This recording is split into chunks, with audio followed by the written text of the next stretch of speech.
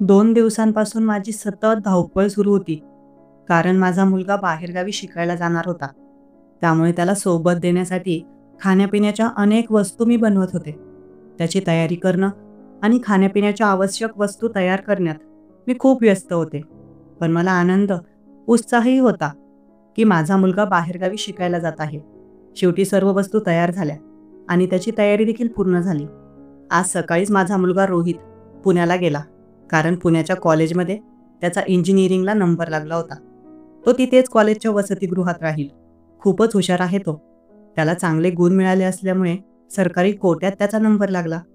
त्यामुळे कोणत्याही प्रकारचे डोनेशन किंवा अतिरिक्त फी भरावी लागली नाही. घरात आता फक्त आम्ही दोघे उरलो, नवरा आणि बायको. माझा नवरा सकाळी जेवण करून त्याच्या धान्याच्या दुकानात निघून गेला. घरी मी एकटीच होते. मला खूप एकटं वाटत होतं. मी दुपारी जेवण आटोपलं आणि थोडा आराम करायला लागले. पण रात्री छान झोप झाली होती. त्यामुळे दुपारी झोप आली नाही. झोपण्याचा प्रयत्न करत होते, पण झोप येत नव्हती. नंतर काही वेळानंतर डोकं जड व्हायला लागलं. त्यामुळे उठले, ताजेतवाने झाले आणि शेजारच्या काकूकडे गेले. थोडा वेळ त्यांच्याशी गप्पा मारल्या. संध्याकाळी 5 वाजता घरी परत आले. आज फक्त आम्हा दोघांचा स्वयंपाक बनवायचा होता, नवऱ्याचा आणि माझा. पोळ्या लाटल्या आणि सोबत बटाट्याची भाजी केली. संध्याकाळी नेहमीप्रमाणे 8 वाजता नवरा घरी आला. आम्ही दोघांनी सोबत जेवण केलं. जेवण करत असताना नवऱ्याशी खूप बोलण्याचा प्रयत्न करत होते, पण तो त्याच्या विचारात गुंतलेला होता. माझ्याशी जास्त बोलला नाही. जेवण करून तो लगेच खोलीत निघून गेला. मी जेवणाची भांडी आणि इतर काही भांडी आवरली. कितीतरी वर्षांनंतर असा दिवस आला की रात्री फक्त नवरा आणि मी, आम्ही दोघेच घरात असू. आज दुपारीच मी ठरवलं होतं की बऱ्याच वर्षांनंतर अशी वेळ येणार आहे की घरात नवरा आणि मी, फक्त आम्ही दोघेच असू. त्यामुळे आज नवऱ्याशी थोड्या प्रेमाने गप्पा गोष्टी कराव्यात. बरीच वर्ष झाली नवरा आणि मी कधीच असे मनमोकळे एकमेकांच्या जवळ बसून बोललेलो नाहीत. तसा निवांत वेळही मिळायचा नाही. त्यामुळे आमच्यात पाहिजे तसं बोलणं होत नसे. सगळं काम आवरल्यानंतर सहजच मी आरशासमोर जाऊन उभी राहिले. स्वतःला एकदा आरशात पाहिलं. माझे काही केस पांढरे झाले होते, पण मेहंदी लावल्यामुळे त्यांचा रंग काळा झालेला. स्वतःला आरशात पाहताना लग्नानंतरचे दिवस आठवू लागले, जेव्हा मी थोडाफार मेकअप करायचे आणि मेकअप करत असताना अचानक माझे पती यायचे आणि मागून मला मिठीत घ्यायचे. त्या दिवसांच्या आठवणीने अंगावर शहारे आले. थोडीशी पावडर लावली. नकळतच ओठांना लिपस्टिक देखील लावून घेतली. साडी थोडी जुनाट वाटत होती. त्यामुळे मनात आलं की साडी बदलून घेऊया का? होय, बदलून टाकते. एक दुसरी छान अशी सिल्कची जांभळ्या रंगाची साडी नेसली. त्यावर मॅचिंग रंगाचं ब्लाऊज घातलं. हलका फुलका मेकअप करून बाहेर आले. नवरा रूममध्येच बसला होता. खूप गरम होत होतं. उन्हाळा सुरू झाला होता ना. मनात सहजच विचार आला की काहीतरी थंड बनवूया का? होय, लिंबू सरबत बनवते. नवऱ्यालाही तेवढंच बरं वाटेल. असंही नवऱ्याला खुश करायचं आहे ना. त्यामुळे सरबतात थोडी चिमूटभर साखर घालून छान असे 2 ग्लास लिंबू सरबत बनवलं. सरबत बनवून 2 ग्लास घेऊन रूममध्ये आले. नवरा मोबाईलमध्ये काहीतरी पाहत होता. मी त्याच्याजवळ गेले आणि म्हणाले, अहो घ्या, लिंबू सरबत बनवलं आहे. तो म्हणाला, अगं आता एवढ्या या वेळेला? वेळ किती झाली आहे बघ, रात्रीचे 10:15 वाजले आहेत. हो का? अहो पण माझी इच्छा झाली म्हणून बनवलं. तुम्हाला आवडतं ना लिंबू सरबत? होय, आवडतं मला, पण पोटभर जेवण झालं आहे. मी आग्रहाने म्हणाले, अहो घ्या की, तुमच्यासाठीच बनवलं आहे. नवऱ्याने माझ्या हातातून शरबताचा ग्लास घेतला. मी आग्रह केल्यामुळे त्याने ग्लास तोंडाला लावला आणि एका मिनिटातच पूर्ण शरबत पिऊन टाकलं. मला वाटलं की तो काहीतरी प्रतिक्रिया देईल, म्हणेल की शरबत खूप छान बनवलं, पण तो काहीच बोलला नाही. त्याने फक्त तो ग्लास माझ्या हातात दिला आणि परत फोनमध्ये बघायला लागला. मी विचारलं, अहो शरबत कसं बनलं आहे? त्याने फक्त मान हलवली. मी पुन्हा विचारलं, अहो कसं बनलं आहे? आवडलं नाही का तुम्हाला? हो अगं, छान बनलं आहे शरबत. नेहमीच छान बनवतेस तू. तो माझ्याकडे न बघता बोलला, बरं जाऊ द्या, मी पिऊन बघते कसं झालं आहे ते. आता मी शरबत पिऊन पाहिलं. खूप छान झालं होतं. शरबत पिऊन झाल्यावर मग मी दोघांचे ग्लास घेतले आणि किचनमध्ये ठेवून आले. परत नवऱ्याजवळ आले. नवऱ्याने आता मोबाईल बंद करून ठेवून दिलेला. पलंगावर झोपला होता भिंतीकडे तोंड करून. मीही त्याच्या शेजारी जाऊन झोपले. त्याचं तोंड तिकडे होतं. मी म्हणाले, अहो ही साडी कशी आहे? तुमचं लक्ष नाही माझ्याकडे. हो बघितली की, छान आहे. कशी दिसत आहे माझ्यावर? हो, चांगली दिसत आहे. असं काय तोडक्या शब्दात बोलत आहात? आवडली नाही का तुम्हाला? होय उषा, आवडली ना. सांगितलं तर छान दिसत आहे. आता मी म्हणाले, अहो किती दिवस, म्हणजे किती वर्ष झाली आपल्याला असं एकत्र वेळ मिळाला नाही ना. मी आता लगट करत मुद्दामहून हात नवऱ्याच्या अंगावर टाकला. तो काहीच बोलला नाही. मी असंच त्याच्या अंगावर हात टाकून त्याला विचारू लागले, तुमचं काम कसं चालू आहे सध्या? तुम्ही तुमच्या कामाबद्दल काही सांगत नाही मला. हो ग, ठीक आहे. नेहमीचं आहे. आता रोज काय तेच तेच सांगायचं. हो, बरोबर आहे तुमचंही. मी आता नवऱ्याच्या अंगावर हात टाकून मुद्दामच त्याच्या हातावर हात फिरवू लागले. अहो, इकडे माझ्याकडे खुशी घ्या ना. का ग उषा, काय झालं? असंच हो, काही नाही. मला फक्त तुमच्याशी बोलायचं आहे म्हणून. अगं उषा, मला झोप येत आहे. मी दमलो आहे. मला झोपू दे. अहो हो, पण मी फक्त बोलते. थोडं 2 शब्द बोला की. बाकी काही नाही. मी त्याला आग्रह केला. अगं खरंच उषा, मला झोप येत आहे. तो पुन्हा म्हणाला, पण मग इतका वेळ मोबाईल बघत होता. मी आले नसते तर अजून मोबाईल बघणं चालू ठेवलं असतं. आणि आता मी आले आहे तर असं म्हणत आहात की मला झोप येत आहे? मी नाराजीने म्हणाले. मी मुद्दामच अजून नवऱ्याच्या जवळ गेले आणि त्याला मिठी मारली. अपेक्षा होती की तोही मला प्रतिसाद देईल, पण नाही. त्याने तर माझा हात घेतला आणि त्याच्या अंगावरून काढून बाजूला केला. अहो, असं काय करत आहात? किती वर्ष झाली आपल्याला एकांतात वेळ मिळाला नाही. तुम्हाला माझ्याजवळ यायची आणि माझ्याशी बोलायची इच्छा नाही का? अगं तसं नाही, मी दमलो आहे. आणि असेही आता आपण कुठे जवान राहिलो नाहीत. हो, ते मला कळतंय. पण तरीही आपण म्हातारीही झालो नाहीत. हेही तेवढंच खरं आहे. मी परत माझा हात घेतला आणि नवऱ्याच्या अंगावर टाकला. अगं उषा, तू काय लहान मुलासारखी करत आहेस? झोपू दे ना मला. कशाला त्रास देतेस? त्याच्या या बोलण्याने मला थोडा राग आला. मी माझा हात बाजूला करून घेतला आणि मुद्दाम झोपू लागले. तरी देखील मला अपेक्षा होती की नवऱ्याला त्याची चूक लक्षात येईल आणि तो माझ्याशी प्रेमाने बोलेल. पण नाही, त्याने तसं काहीच केलं नाही. उलट त्याला बरं झालं की मी झोपून गेले. बराच वेळ मला झोप आली नाही. नवऱ्याला काही वेळात गाढ झोप लागली. तो जोरजोराने घोरायला लागला. मला बराच वेळ झोप आली नाही. शेवटी रात्री कधीतरी झोपी गेले. सकाळी नेहमीप्रमाणे 6 वाजता उठून माझ्या कामाला लागले. आम्ही शिरूरला राहतो. आधी दुसरीकडे राहायचो, पण आता दुसरं घर घेतलं आहे. त्यामुळे मागच्या 2 वर्षांपासून इथे शिफ्ट झालो आहोत. सकाळी नवरा 8 वाजता उठला. त्यांनी अंघोळ वगैरे केली. त्याला नाश्ता वगैरे दिला मी. त्यानंतर तो कामावर निघून गेला. मला अपेक्षा होती की जाताना कालच्या रात्रीबद्दल तो बोलेल आणि कदाचित खंत व्यक्त करेल. पण नाही, त्याला तर लक्षातही नाही. वाटतं की रात्री त्याने मला दुखावलं. आज दिवसभर मला खूप वाईट वाटत राहिलं. पण ठरवलं की संध्याकाळी काही करून नवऱ्याला खुश करेल. त्याच्यासाठी छानसा स्वयंपाक बनवला. संध्याकाळी तो नेहमीप्रमाणे घरी आला आणि जेवण करायला बसला. तेव्हा आश्चर्यचकित झाला. मी अगदी त्याच्या आवडीचं जेवण बनवलं होतं. पण जेवण करत असतानाही नवऱ्याचं मोबाईलमध्येच लक्ष होतं. जेवण झालं. मी माझी भांडी वगैरे आवरली आणि त्यानंतर रूममध्ये गेले. आज मात्र नवरा चांगल्या मूडमध्ये असेल असं मला वाटलं. पण नाही, त्याला तर माझ्याशी बोलण्यात आणि माझ्याकडे बघण्यात काहीच रस नव्हता. मला फक्त नवऱ्याचे 2 प्रेमाचे शब्द ऐकायचे होते.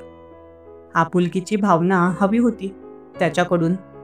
पण नाही, त्याला तर कदाचित माझ्यामध्ये काहीच रस उरला नाही असं मला वाटलं. त्यामुळे मी अशीच निराश होऊन झोपून गेले. दुसऱ्या दिवशी देखील नवऱ्याशी खूप मनातलं बोलण्याचा प्रयत्न केला. त्याच्या मनात काय चाललंय जाणून घेण्याचा प्रयत्न केला. त्याच्यावर नाराजही झाले. पण नवऱ्याने मला मनवलं नाही. माझ्याशी 2 शब्द बोलला नाही किंवा माझ्या मनात काय चाललं आहे जाणून घेण्याचा प्रयत्न केला नाही. पण असो, मी देखील आता नवऱ्यासोबत तेवढ्यापुरतंच बोलू लागले. दुसरं करणार तरी काय? एके दिवशी मी कपडे धुतले आणि टेरेसवर कपडे सुकवण्यासाठी गेले. तेव्हा पाहिलं तर आमच्या शेजारी राहणारे नामदेव देखील गच्चीवर आले होते आणि त्यांचे कपडे स्वतः सुकवत होते. त्यांना पाहून मला थोडं आश्चर्य वाटलं. मी त्यांच्याकडे पाहिलं. त्यांनी माझ्याकडे पाहिलं. पण मी काही बोलले नाही. तेव्हा तेच म्हणाले, उषाजी, कसे आहात? तब्येत वगैरे ठीक आहे ना? मी उत्तरले, हो ठीक आहे. ते पुढे म्हणाले, बाकी लाडक्या बहिणीचे पैसे आले की नाही तुमच्या अकाउंटवर? त्यांनी मुद्दामच माझी मस्करी करत विचारलं होतं. हे मला कळालं. अहो नामदेवजी, काय झालं? तुमचे कपडे स्वतः सुकवत आहात. तुमची बायको वंदना कुठे गेली? ते थोडं हसतच म्हणाले, माहेरी गेली आहे ती. अच्छा, हो का? मी कपडे सुकवत होते. ते तिथेच थांबले होते. माझे सगळे कपडे सुकवून झाले. मी म्हणाले, चला जाते मी खाली. बरं, ठीक आहे. ते हसतच म्हणाले. मी खाली निघून आले. घरात आल्यानंतर दरवाजा आतून बंद केला. काही थोडेफार काम राहिलं होतं ते करू लागले आणि टीव्ही पाहत बसले. तेव्हा अचानकच बाहेरून कोणीतरी दरवाजा वाजवला. मला थोडं आश्चर्य वाटलं की आता कोण असावं. कोणी पाहुणे वगैरे तर आले नाहीत ना. पण नाही, कोणी पाहुणे आले असते तर त्यांनी कॉल केला असता. मी हातातलं रिमोट टेबलावर ठेवलं आणि दरवाजाजवळ जाऊन आतून दार उघडलं. समोर पाहिलं तर नामदेव होते, आमचे शेजारी. मी त्यांच्याकडे पाहिलं आणि त्यांनी माझ्याकडे. मी गोंधळून म्हणाले, अहो तुम्ही? हो, मला थोडं काम होतं. ते म्हणाले, बोला की, पण कसं सांगावं ते मला कळत नाहीये उषाजी. त्यांनी संकोचाने उत्तर दिलं, अहो बोला, काही हरकत नाही. मी त्यांना आश्वस्त केलं. ते दारातच उभे होते म्हणून मी म्हणाले, आधी घरात तर या. मी दाराजवळून आत घरात आले. तेही माझ्या मागे आले. त्यांना मी सोफ्यावर बसायला सांगितलं. हा बोला, काय सांगत होता तुम्ही? मी विचारलं. अहो उषाजी, ते थोडं पैशांचं होतं. त्यांनी खूपच हलक्या नरम स्वरात म्हटलं, अहो बोला की, काय पैशांचं? काय संकोच करता? बोला. मी त्यांना प्रोत्साहन दिलं. अहो उषाजी, काय झालं ना, मागच्या काही महिन्यांपासून माझा पगार झाला नाहीये. त्यामुळे पैशांची थोडी अडचण आहे. जर तुम्ही मदत केली तर थोडं बरं होईल. ते म्हणाले, हो नक्कीच नामदेवजी, आपण शेजारी आहोत. एकमेकांना मदत करणं आपलं कर्तव्यच आहे. प्रत्येक व्यक्तीला कधी ना कधी गरज पडते, कोणाची ना कोणाची. काही हरकत नाही. किती पैसे हवे होते तुम्हाला? मी विचारलं. मला 10,000 हवे होते उषाजी. हो का? बरं, काळजी करू नका, देते मी. हो उषा, लवकरच मी तुमचे पैसे परत करेन. होय, काही हरकत नाही. जेव्हा तुमच्याकडे येतील तेव्हा परत करा. ठीक आहे. मी आता तिथून उठले आणि कपाटाजवळ गेले. माझे स्वतःचेच पैसे होते. त्यातून 10,000 रुपये काढून त्यांच्या हातात दिले. ते अगदी मनापासून म्हणाले, तुमचे खूप उपकार झालेत बघा. मी तर 2 लोकांकडे पण मागणी केली होती, पण माझी मदत केली नाही कुणी. मला अपेक्षा नव्हती, पण मी सहजच तुम्हाला विचारून पाहिलं. तुम्ही तर खरंच माझी मदत केली. उषा, लवकरच मी तुमचे पैसे परत करेन. ठीक आहे नामदेव, काही हरकत नाही. जेव्हा तुम्हाला जमेल तेव्हा करा. बरं, जेवण वगैरे झालं का तुमचं? हो, झालं माझं जेवण. आणि तुमचं नामदेवजी? माझं? हो, जेवण झालं. काही चहा शरबत वगैरे बनवू का तुमच्यासाठी?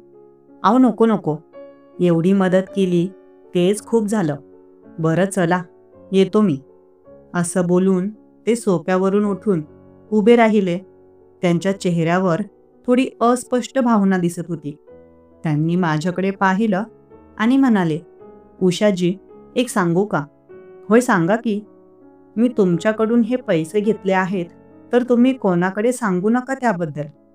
म्हणजे ती तुमच्या नवऱ्याकडेही नाही. त्यांनी हे बोलल्यानंतर मला थोडं आश्चर्य वाटलं, पण ठीक आहे. मी म्हणाले, हो नामदेवजी, काळजी करू नका. ही गोष्ट फक्त आपल्या दोघांमध्येच राहील. नामदेव यांनी त्यानंतर परत एकदा मला अगदी हात जोडून नमस्कार केला आणि निघून गेले. दुपारी मी माझ्या मुलाला, रोहितला कॉल केला आणि त्याची विचारपूस केली. त्याचा अभ्यास कसा सुरू आहे, हॉस्टेलमध्ये जेवण वगैरे कसं मिळतं, वेळेवर सकाळी उठतो की नाही, अभ्यास करतो की नाही, सगळं विचारलं. त्याच्याशी थोडा वेळ बोलून बरं वाटलं. संध्याकाळी नेहमीप्रमाणे नवरा घरी आला. मी त्याला सांगितलं नाही की शेजारचे नामदेव आले होते आणि माझ्याकडून 10,000 रुपये घेऊन गेलेत. कदाचित त्याला ते आवडलं नसतं, माहीत नाही. पण नवरा माझ्याशी जास्त बोलत नसे. रात्री झोपताना देखील मला खूप इच्छा असायची की त्याने मला प्रेमाने जवळ घ्यावं, प्रेमाचे 2 शब्द बोलावेत.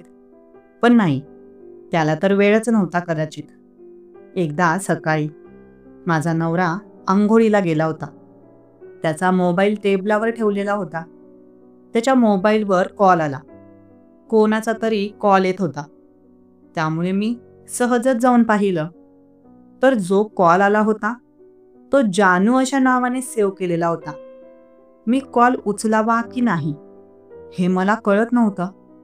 पण जानू कोण आहे एकदा बघावं तरी, म्हणून मी कॉल उचलला आणि फक्त मोबाईल कानाशी लावला. तिकडून एका महिलेचा गोड आवाज आला. ती म्हणाली, अहो काय करताय? रात्री मी तुम्हाला किती मेसेज केले, पण तुम्ही मला रिप्लाय दिला नाही. मी इकडून मात्र काहीच बोलले नाही.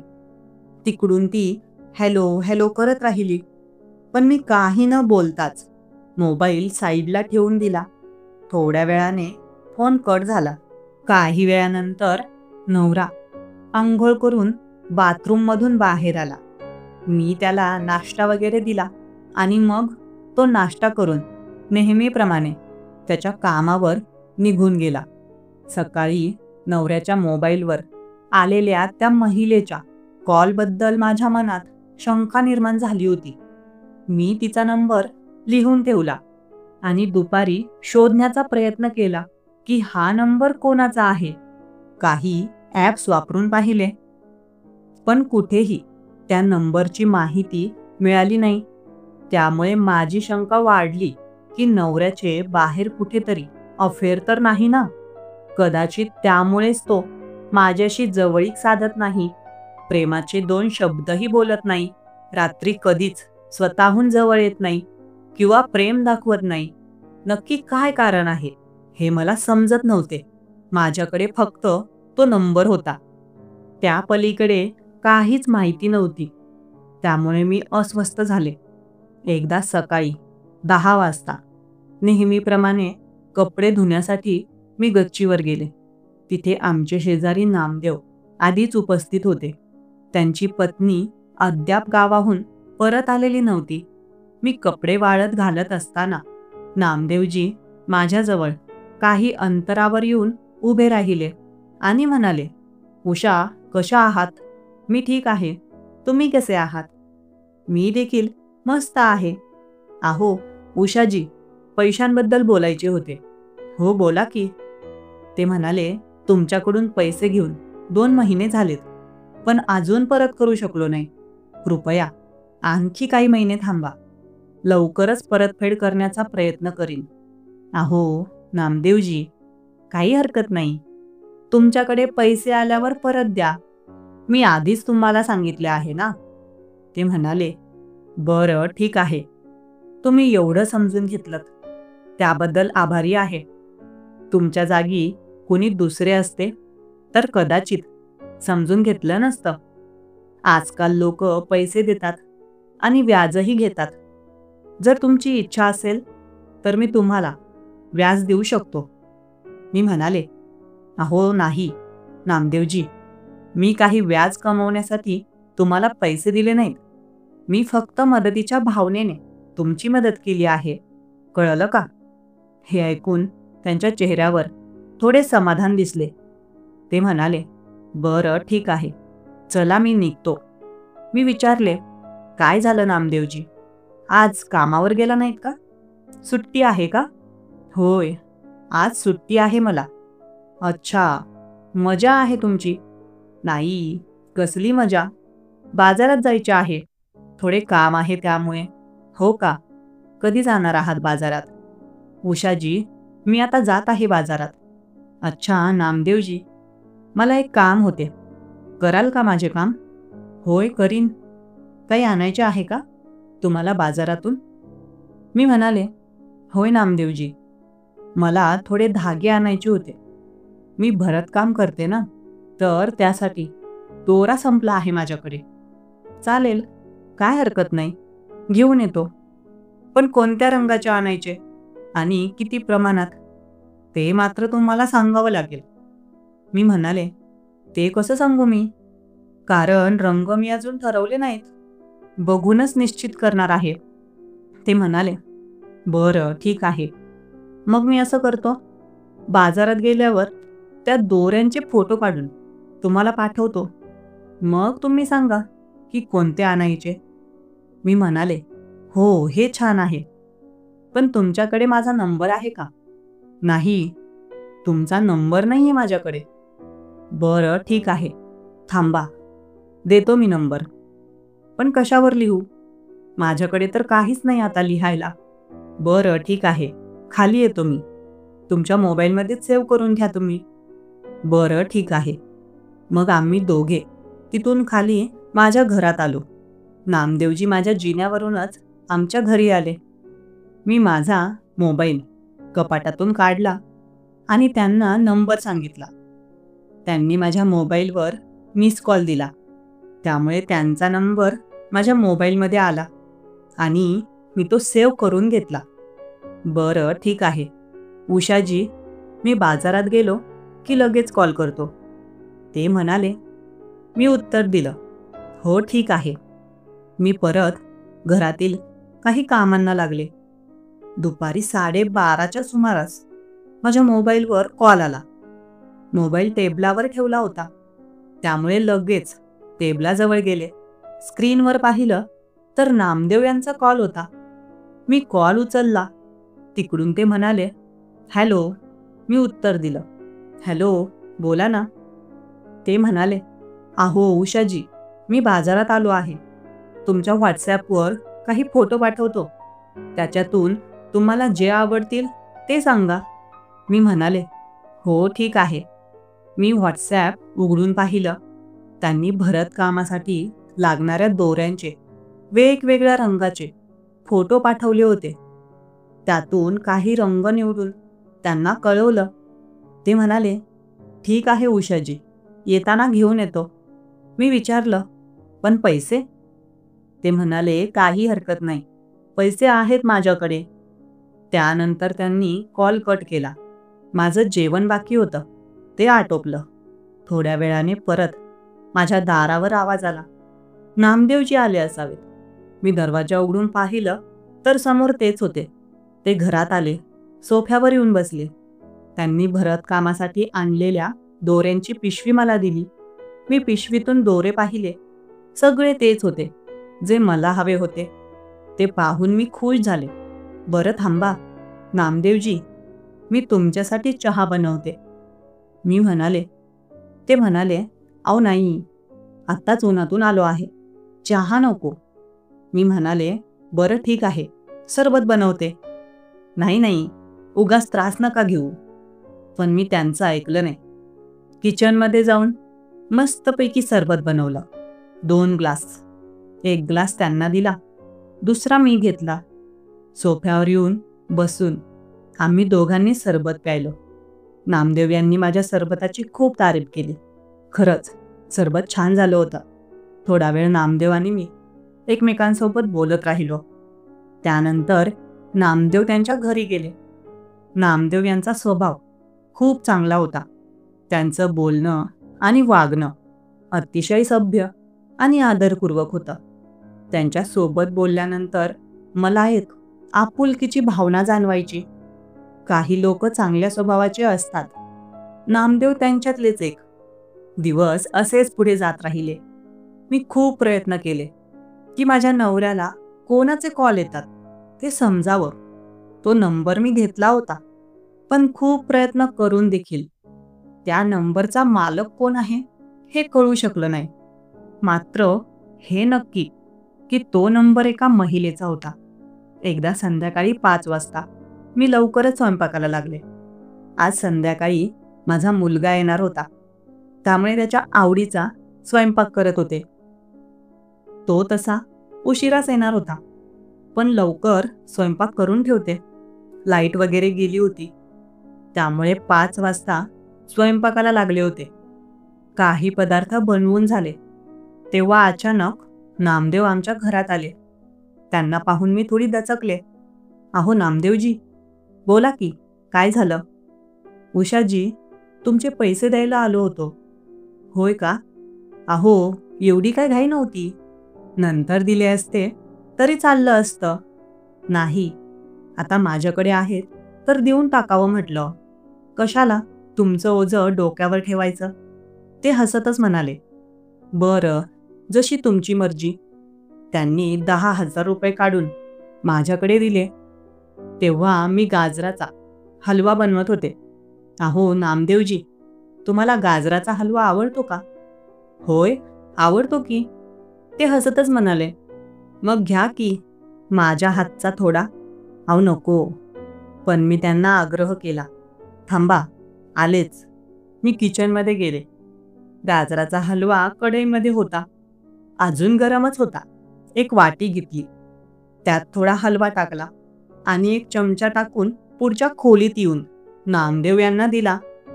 त्यांनी थोडा हलवा चाखून बघितला आणि खूपच कौतुक केलं. "अहो उषाजी, तुम्ही गाजराचा हलवा तर खूपच छान बनवला आहे. मी तर पहिल्यांदाच एवढा स्वादिष्ट हलवा खात आहे."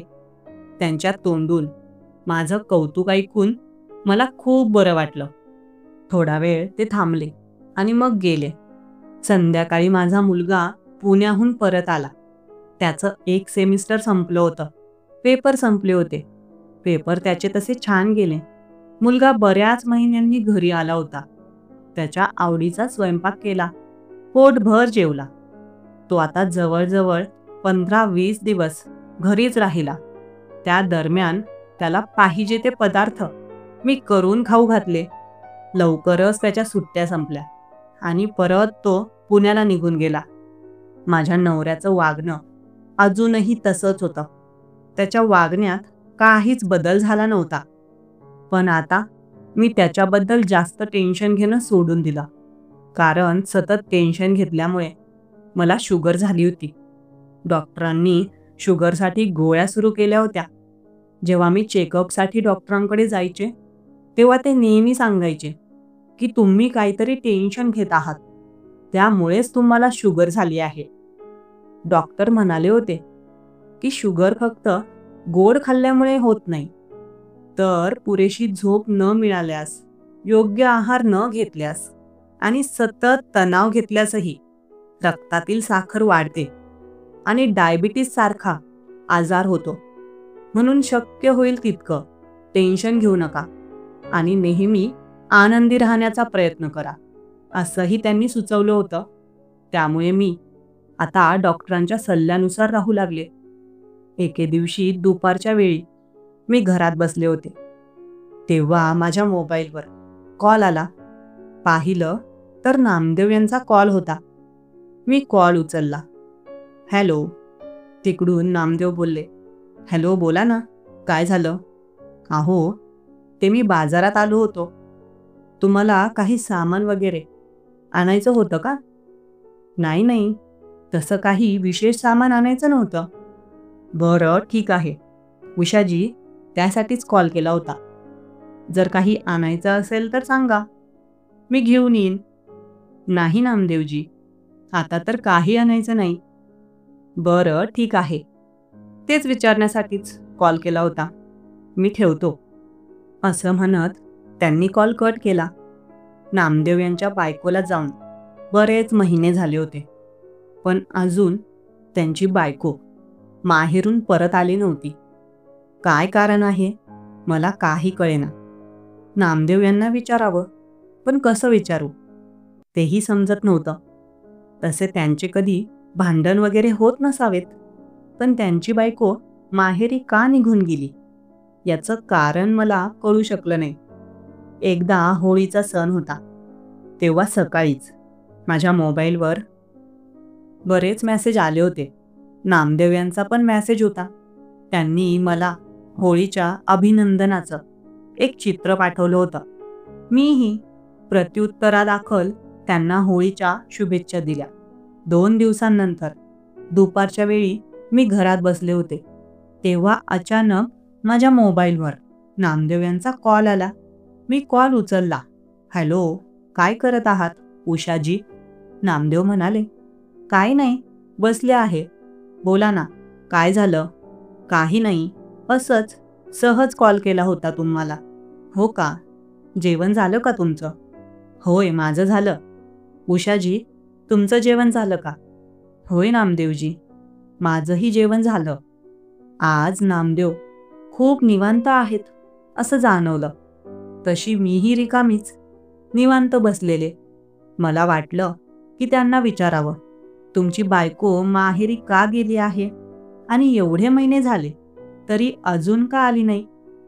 पण असं कॉलवर कसं विचारावं ते योग्य नाही, म्हणून मी त्यांना ते विचारलं नाही.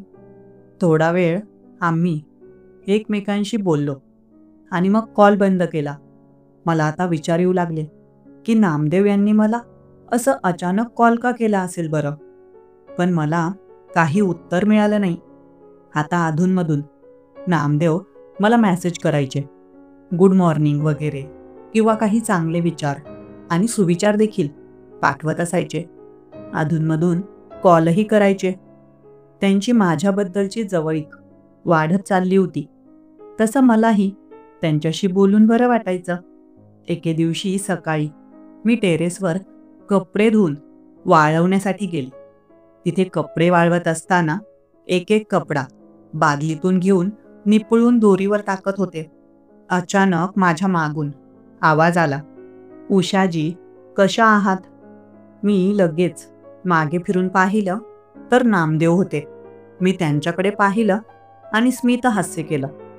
त्यांनीही माझ्याकडे पाहून स्मित केलं.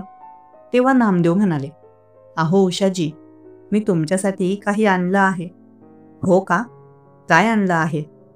मला थोडं कुतूहल वाटलं. मी थोडी आश्चर्यचकित होऊन विचारलं. त्यांनी हात मागे केले होते. त्यांच्या हातामध्ये काहीतरी होतं. मी म्हणाले, दाखवा की मग नामदेवजी, काय आणलं आहे ते? त्यांनी मागे केलेला हात पुढे केला आणि माझ्या समोर धरला. त्यांच्या हातातील वस्तू पाहून मी खूपच चकित झाले, कारण त्यांनी चक्क गुलाबाचं फूल आणलं होतं माझ्यासाठी. अहो, हे काय? मी थोड्या गोंधळलेल्या भावनेने विचारलं. नामदेव हसत म्हणाले, उषाजी, गुलाबाचं फूल आहे, तुमच्यासाठी आणलं आहे. होय का? पण आता त्यांच्याकडून फूल घ्यावं की नाही मला काही कळत नव्हतं. मी त्यांच्याकडे पाठ फिरवली आणि परत बादलीत ठेवलेला कपडा हातात घेतला, निपुळून दोरीवर टाकला. अहो उषाजी, घ्या की, तुमच्यासाठीच आणलं आहे. आवडत नाही का तुम्हाला गुलाबाचं फूल? ते आग्रहाने म्हणाले. हो, आवडतं ना, मग घ्या की प्लीज. त्यांच्या आग्रहामुळे मी त्यांच्या हातातलं गुलाबाचं फूल घेतलं. न कळतच थोडी लाजले. खरं तर माझ्या आयुष्यात ही पहिली वेळ होती की मला कोणीतरी अशा पद्धतीने गुलाबाचं फूल देत होतं. पण आता ते तिथेच उभे होते.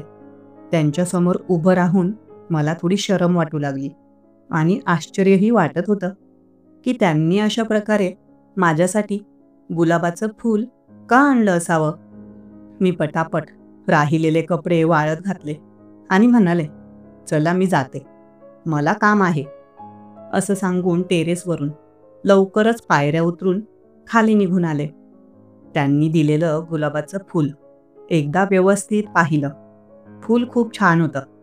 एकदा सुगंध घेऊन पाहिला तर फूल ताजं होतं. अजून त्यामधून सुगंध येत होता. पण मला मात्र आता काही कळत नव्हतं. नामदेव यांनी मला गुलाबाचं फूल दिलं, यामागचा त्यांचा हेतू तरी काय आहे? पण खरं तर मला गुलाबाची फुलं खूप आवडतात आणि अशा पद्धतीने आयुष्यात पहिल्यांदाच कोणाकडून मला गुलाबाचं फूल मिळाल्यामुळे मला थोडा आनंद झाला. 2-3 तासांनंतर थोड्या वेळाने नामदेव यांचा माझ्या मोबाईलवर मेसेज आला. मी मेसेज उघडून पाहिला तर त्यांनी हाय असं पाठवलं होतं. मी काहीच रिप्लाय दिला नाही. त्यानंतर थोड्या वेळाने माझ्या मोबाईलवर त्यांचा कॉल आला. कॉल उचलून मी हॅलो असं म्हटलं. तिकडून ते बोलले, हॅलो उषाजी, काय झालं? तुम्ही माझ्या मेसेजचा रिप्लाय दिला नाही. अहो, मी थोडी कामात होते, असं मी मुद्दाम सांगितलं. हो का? बरं, काही हरकत नाही. बरं, गुलाबाचं फूल आवडलं की नाही? तुम्ही एवढ्या लवकर निघून गेलात. तुम्हाला वाईट वाटलं नाही ना? मी तुम्हाला गुलाबाचं फूल दिलं ते? अहो नाही, नामदेवजी, थँक यू फूल दिल्याबद्दल. मी त्यांचे आभार मानले. थोडा वेळ आम्ही एकमेकांशी बोललो. त्यांनी मला विचारलं, जेवण वगैरे झालं का? नाही, जेवण बाकी आहे. त्यांचं जेवण झालं होतं. बरं उषाजी, तुम्हाला काही खाण्याची इच्छा आहे का? मी बाजारात जात आहे, तर काही आणू का तुमच्यासाठी? अहो नको, काही नको. मला जर काही हवं असेल तर मी सांगेन तुम्हाला. बरं ठीक आहे, जशी तुमची मर्जी, त्यांनी म्हटलं. त्यानंतर मात्र नामदेव आणि माझं एकमेकांशी नेहमी कॉलवर बोलणं होऊ लागलं. कधीकधी ते घरी देखील यायचे. एके दिवशी रविवार असल्याने माझे पती घरीच होते. संध्याकाळचे 5 वाजले असतील, तेव्हा नामदेवजी अचानक आमच्या घरी आले. त्यांच्या हातात कसली तरी पिशवी दिसली. माझ्या नवऱ्याने त्यांना पाहिले आणि म्हणाले, अहो नामदेव, या ना बसा. ते सोफ्यावर बसले. बरं, कसे आहात? असं विचारल्यावर नामदेव म्हणाले, काही नाही, असंच चाललं आहे. त्यांनी त्यांच्या पिशवीमधून कसले तरी पाकीट काढले आणि माझ्याकडे पाहत म्हणाले, अहो उषाजी, हे घ्या, मी पंढरपूरला गेलो होतो, तर तिथून प्रसाद आणला आहे. होय का? माझ्या नवऱ्याने ते प्रसादाचं पाकीट घेतलं. त्यामधून 1-2 पेढे काढले आणि खाल्ले आणि मग पाकीट माझ्याकडे दिले. मग नवऱ्यानं म्हटलं, उषा, चहा ठेव ना बरं. मग नामदेवरावांसाठी चहा केला. थोड्या वेळ ते एकमेकांशी बोलत राहिले. नंतर मग नामदेव त्यांच्या घरी गेले. पण यापुढे नामदेव यांचे माझ्या मोबाईलवर नियमित कॉल येऊ लागले. त्यांच्याशी बोलल्याने मलाही चांगले वाटत असे. अधूनमधून ते मला मेसेजेस देखील पाठवत असत. त्यांचा स्वभाव अत्यंत चांगला होता. एकदा आम्ही घरात कंटाळले होते, त्यामुळे सहजच नामदेव यांच्या घरी गेले. ते घरात बसले होते. कितीतरी वर्षांनंतर मी पहिल्यांदा त्यांच्या घरी आले होते. ते मला पाहून थोडे आश्चर्यचकित झाले, पण त्यांनी मला बसायला सांगितलं. मी सोफ्यावर बसले. बोलता बोलता मी त्यांना विचारलं, अहो नामदेवजी, एक विचारू का? बोला ना. तुमची बायको माहेरी का गेली आहे? काही भांडण वगैरे झालं आहे का तुमचं? नाही उषाजी, भांडण वगैरे काही झालं नाहीये. मग काय झालं? का येत नाहीत त्या? काही दुसरा प्रॉब्लेम आहे का? नाही, तसं काही नाही. खरं तर माझी बायको थोडी हट्टी स्वभावाची आहे. म्हणजे? उषाजी, आता हे बघा, माणसाची परिस्थिती जशी असते त्यानुसार माणूस वागत असतो. तिचं म्हणणं आहे की तिला 20 तोळ्यांचा नेकलेस हवा आहे. आता माझा पगार एवढा नाही की मी तिला लगेच 20 तोळ्यांचा नेकलेस करून देऊ शकू. तिला मी सांगितलं की माझी परिस्थिती सुधारेल तेव्हा नक्कीच करून देईन. 2 वर्ष थांब, हळूहळू पैसे जमा करून घेऊ. पण नाही, ती तर जास्त हट्ट करायला लागली आणि म्हणाली की जोपर्यंत तुम्ही मला 20 तोळ्यांचा नेकलेस करून देणार नाही, तोपर्यंत मी तुमच्यासोबत राहणार नाही. आणि बस, एवढाच हट्ट करून ती माहेरी निघून गेली. मी तिला बऱ्याच वेळा कॉल करतो. स्वतः सासरी देखील गेलो. सासू सासऱ्यांना सांगितलं, पण त्यांनी देखील माझं काही ऐकलं नाही. माझी सासू देखील बावळटच आहे. तिनेच कदाचित बायकोला सांगितलं आहे की नवऱ्याकडून 20 तोळ्यांचा नेकलेस माग. पण मी नाही म्हटलं नाही तिला. मी म्हटलं की करून देईन, पण ते ऐकायला तयारच नाही ती. तिचं म्हणणं आहे की जोपर्यंत करून देत नाही तोपर्यंत माहेरीच राहणार आहे. आता तुम्हीच सांगा, यात माझी काही चूक आहे का बरं? नामदेव यांचं बोलणं ऐकून मला हसू आलं. त्यांच्या बायकोचं वागणं खरंच विचित्र होतं. मी म्हणाले, अहो तुमची बायको तर वेडीच आहे. असं कोणी करतं का बरं? नामदेव थोडे नाराज दिसत होते. कारण इतके महिने ते एकटे राहत होते आणि त्यांच्या बायकोने असं माहेरी जाऊन बसणं त्यांना खूप दुःखदायक वाटत होतं. खरं तर जर नवऱ्याची आर्थिक परिस्थिती ठीक नसेल तर थोडा वेळ थांबायला हवं होतं. पण त्यांच्या बायकोनं परिस्थिती न समजता एवढा महागडा सोन्याचा नेकलेस मागणं योग्य नव्हतं. तिचं वागणं मूर्खपणाचं आहे. पण तिला तसं समजावणं कठीणच. थोडा वेळ आम्ही गप्पा मारत राहिलो. मी म्हणाले, नामदेवजी जाऊ द्या, काळजी करू नका, ती काही महिन्यांनी परत येईल. नामदेव उत्तरले, हो उषाजी, मी देखील प्रयत्न करत आहे. आता काय करणार, पैसे जमा करत आहे. तिला नेकलेस तर द्यावाच लागणार, तेव्हाच ती परत येईल. नामदेव त्यांच्या बायकोच्या वागणुकीमुळे खूप त्रासले होते. त्यांचा चेहरा दुःखाने भरला होता. मला त्यांच्या बायकोचं वागणं पाहून हसू आलं आणि तिची मूर्खता जाणवली. एवढा चांगला नवरा सोडून नेकलेसच्या हट्टासाठी माहेरी जाऊन बसली होती ती. मी विचारलं, बरं नामदेवजी, तुमचं जेवण झालं का? ते म्हणाले, हो झालं माझं. मी उत्तरले, ठीक आहे, मी निघते आता. आता मी माझ्या घरी परत आले. एकदा सकाळी माझं आणि माझ्या नवऱ्याचं असंच एका छोट्या गोष्टीवरून भांडण झालं. त्यामुळे मला खूप वाईट वाटत होतं. मी सहजच नामदेव यांना कॉल केला. नामदेव, कुठे आहात तुम्ही? काही नाही, घरीच आहे. आज हाफ डे होता ना, त्यामुळे घरी आलो आहे 3 वाजता. हो का? काय झालं? काही नाही, असंच. माझा आवाज खूप जड झाला होता. माझ्या डोळ्यात अश्रू होते.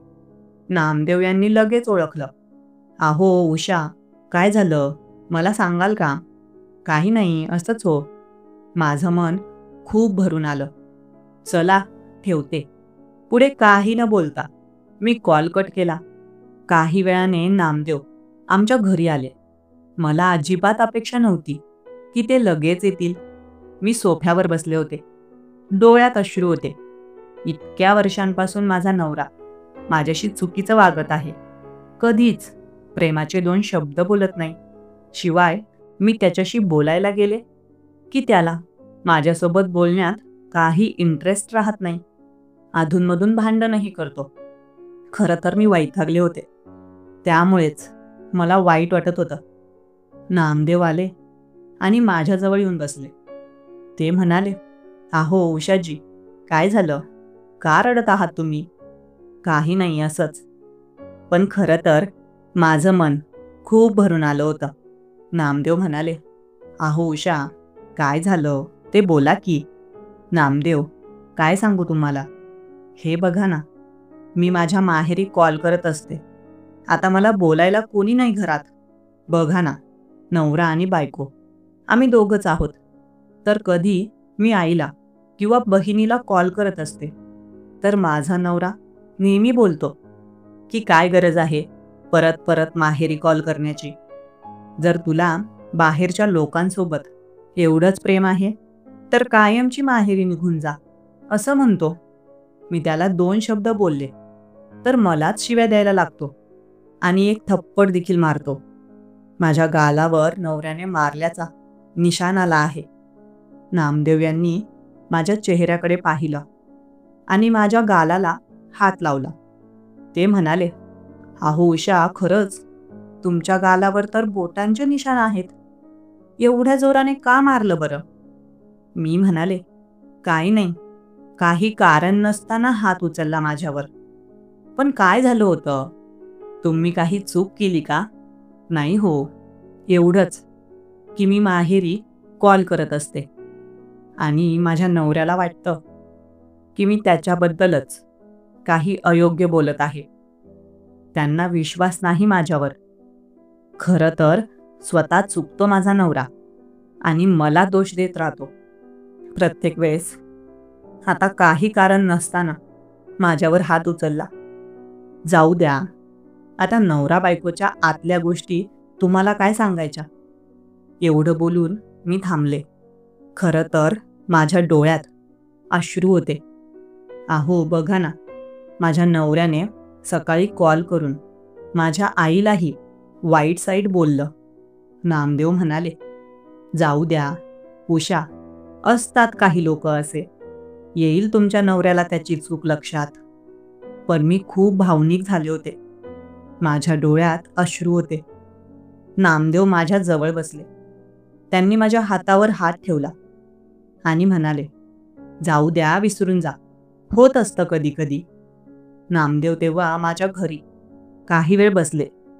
खरं तर त्यांच्यासोबत बोलून आणि त्यांनी मला जो आधार दिला त्यामुळे माझं मन हलकं झालं होतं. पण त्यावेळी मी खूप भावनिक झाले. न कळतच मी माझं डोकं नामदेव यांच्या खांद्यावर ठेवलं आणि ढसाढसा रडू लागले. नामदेव यांनी देखील मला सांभाळून घेतलं, मला समजावलं. मी रडत म्हणाले, बघा ना नामदेवजी, माझंच नशीब खोटं आहे. मी नवऱ्यासोबत एवढं चांगलं राहण्याचा प्रयत्न करते, पण ते मला कधीच समजून घेत नाहीत.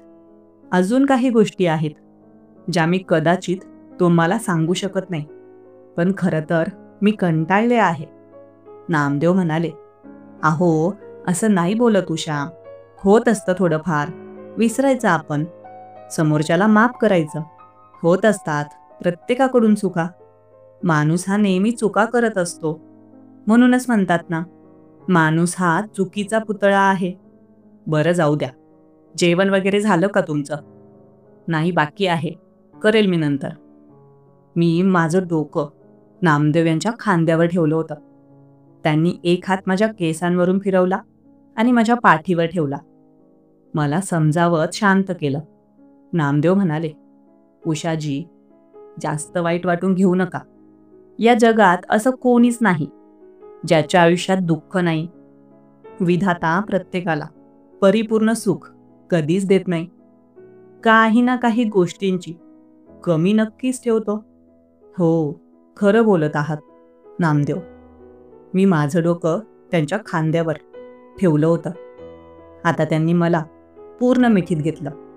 खरं तर मला त्यांच्याजवळ मन मोकळं करून खूप बरं वाटलं. अगदी मन हलकं झालं. त्यांनी देखील मला सांभाळून घेतलं. अलगद माझ्या पाठीवरून हात फिरवत मला हळूहळू शांत करू लागले. थोडा वेळ आम्ही तसेच बसून राहिलो. काही वेळाने मला भान आलं की मी नामदेव यांच्या खांद्यावर डोकं ठेवलं आहे आणि त्यांना मिठी मारली आहे. तेव्हा मी त्यांच्यापासून हळूच वेगळी झाले. त्यांनी देखील अलगद मला बाजूला केलं. थोडा वेळ मी बसले, पण नामदेव यांच्यासोबत बोलून मला आता थोडं हलकं वाटू लागलं. मन शांत झालं. त्यानंतर मी आमच्या दोघांसाठी चहा देखील बनवला. थोडा वेळ नामदेव बसून राहिले, मग ते त्यांच्या घरी परत गेले. आता यापुढे नामदेव आणि मी एकमेकांसोबत नेहमी बोलू लागलो. मला जेव्हाही एकटेपणा वाटायचा किंवा कोणाजवळ मन मोकळं करावं असं वाटायचं, तेव्हा मी नेहमीच नामदेव यांच्याशी बोलायचे. नामदेव दिसायलाही खूप देखणे आहेत, पण त्यांची बायको वेड्यासारखी वागत होती. मी अधूनमधून त्यांच्या बायकोला कॉल करून तिला समजवायचे की असं नको करू, तुझे पती खूप चांगले आहेत, त्यांना असा त्रास देऊ नको. पण ती तिच्या जिद्दीवर ठाम होती. जवळजवळ 1 वर्षाने नामदेव यांनी पैसे जमवले आणि बायकोला 20 तोळ्याचा नेकलेस घेऊन दिला. तेव्हा ती त्यांच्या घरी परत आली. पण जेव्हापासून नामदेव यांची बायको परत इथे राहायला आली, तेव्हापासून नामदेव आणि माझं बोलणं कमी झालं. नामदेव यांची बायको परत आल्यामुळे त्यांचं जीवन पुन्हा आधीसारखं झालं. ते देखील आनंदी राहू लागले. अधूनमधून आम्ही एकमेकांशी बोलत असू, पण आधीसारखा वेळ आम्हाला मिळत नसे. जेव्हा मला कधी एकटेपणा वाटतो किंवा कोणाजवळ मन मोकळं करावं, मन हलकं करावं असं वाटतं, तेव्हा मी नक्कीच नामदेवजींना एकदा कॉल करते किंवा त्यांना घरी बोलावते. त्यांच्यासोबत बोलून आपलेपणा वाटतो.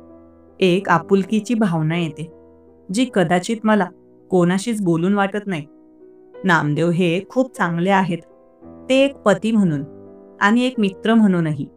ते त्यांच्या जबाबदाऱ्या अतिशय चोखपणे पूर्ण करतात. पण त्यांची बायको त्यांना समजून घेत नाही. ही खंत त्यांना नेहमीच राहते. पण ही गोष्ट तेवढीच खरी आहे की विधाता प्रत्येकालाच सगळ्या गोष्टी परिपूर्ण देत नाही.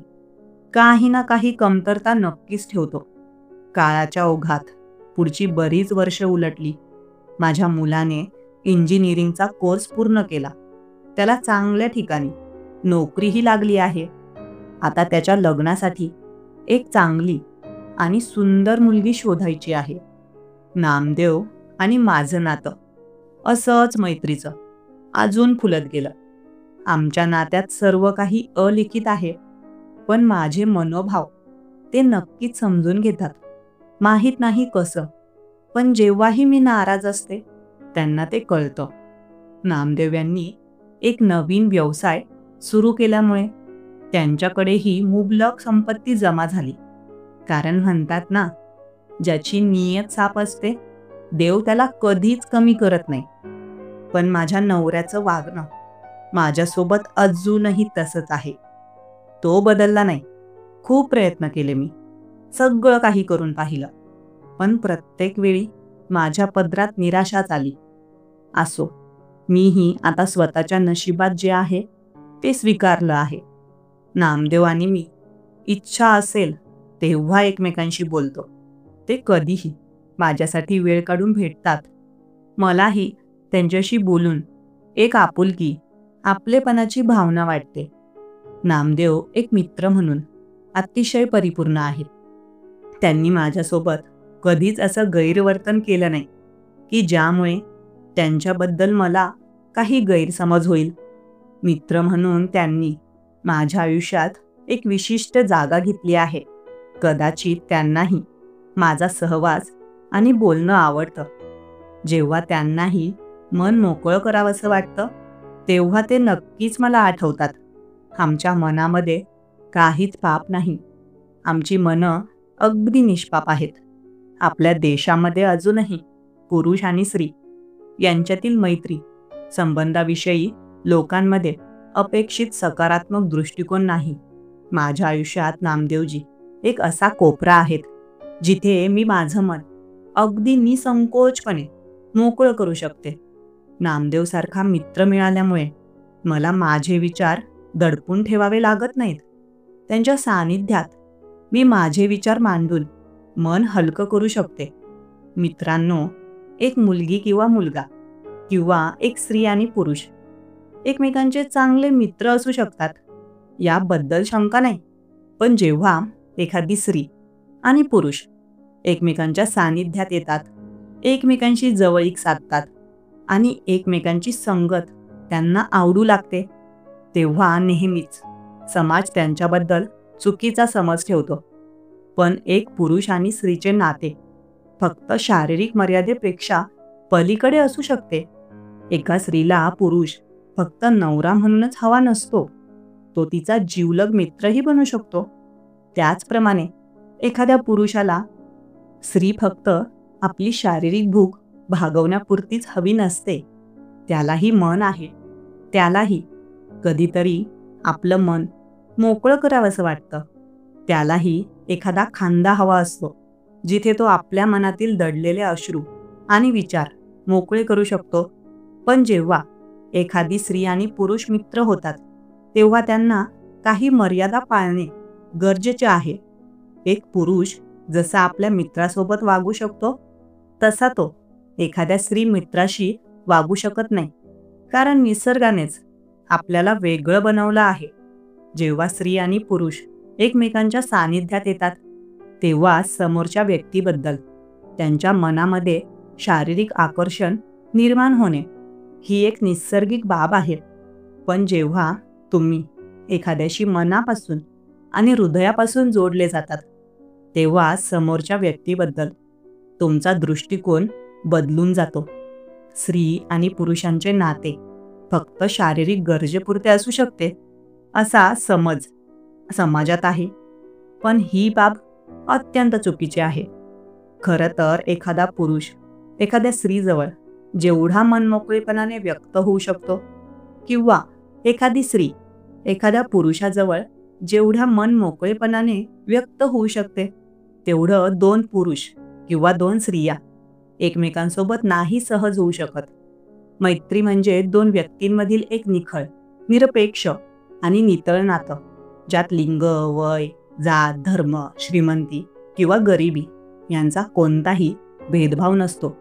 खरी मैत्री जपावी लागत नाही, ती आपोआपच फुलत जाते. मित्र किंवा मैत्रिणीसाठी वेळ काढावा लागत नाही, तो आपोआपच मिळतो. मैत्रीमध्ये मनाच्या तारा जुळतात, जिथे आपुलकी, माया, जिव्हाळा, काळजी, आदर आणि प्रेम असते. पण मला एका गोष्टीची खंत नेहमीच आहे आणि आयुष्याच्या शेवटच्या श्वासापर्यंत राहील. ती म्हणजे नामदेव व माझी निखळ, निस्वार्थ मैत्री आम्हाला जगापासून लपवून ठेवावी लागते.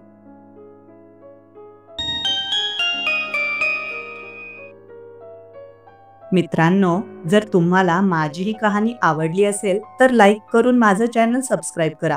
या कथेबद्दल मला तुमच्या प्रतिक्रिया कमेंट बॉक्समध्ये जरूर कळवा. सदैव आनंदी राहा. धन्यवाद.